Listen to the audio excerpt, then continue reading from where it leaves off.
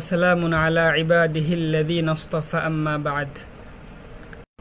সম্মানিত দর্শক শ্রোতাবৃন্দ, কুরবানি সংক্রান্ত অত্যন্ত গুরুত্বপূর্ণ একটি মাসআলা হচ্ছে কুরবানির পশু জবেহ করার সময় বিসমিল্লাহ কাদের জন্য পড়া আবশ্যক বা কার জন্য বিসমিল্লাহ পড়া আবশ্যক।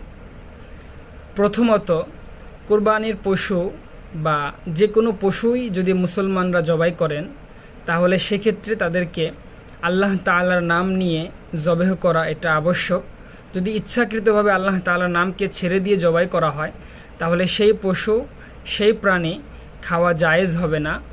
এবং যদি সেটা কুরবানির ক্ষেত্রেও হয় যে যিনি কুরবানি করেছেন তিনি ইচ্ছাকৃতভাবে বিসমিল্লাহকে তরক করে কুরবানি করেছেন, তাহলে সেই কুরবানিটি সহি হবে না এবং সেই পশুর গোশত খাওয়াও জায়েজ হবে না। তো কুরবানির পশু বা অন্যান্য পশু যিনি জবাই করবেন তার জন্য বিসমিল্লাহ আল্লাহু আকবার বলা আবশ্যক। এবং যারা প্রাণীকে ধরবেন, প্রাণীর বিভিন্ন অঙ্গ প্রত্যঙ্গ ধরে কুরবানি করার সময় সহযোগিতা করেন, তাদের উপরে বিসমিল্লাহ আল্লাহু আকবার এটি পড়া আবশ্যক নয়, তবে তারা চাইলে পড়তে পারেন।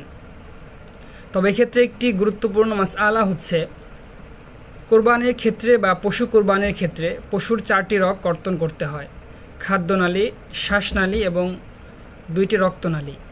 এর অধিকাংশ যদি কর্তন করে ফেলা হয় তাতে করেই কোরবানি বা পশু জবেহ এটি বৈধ হয়ে যায়।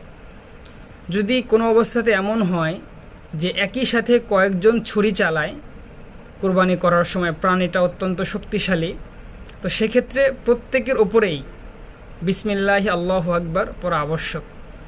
এবং যদি কোনো পশুকে জবেহ করার পরে মনে হয় যে একটি রগ কর্তন করা বাকি আছে, তখন সে যদি আবারও কর্তন করতে চায় তখন তাকেও বিসমিল্লাহ আল্লাহু আকবার পড়েই কর্তন করতে হবে এবং কুরবানি সম্পন্ন করতে হবে। অর্থাৎ পশুর গলায় যদি বারবার ছুরি চালানো হয় জীবিত থাকা অবস্থায়, তাহলে তাকেও বিসমিল্লাহ আল্লাহু আকবার বলে সেই রগ বা কুরবানি সম্পন্ন করতে হবে। এবং যারা ধরবে বিভিন্ন অঙ্গ প্রত্যঙ্গ তাদের কাউকেই বিসমিল্লাহ আল্লাহু আকবার পাঠ করতে হবে না।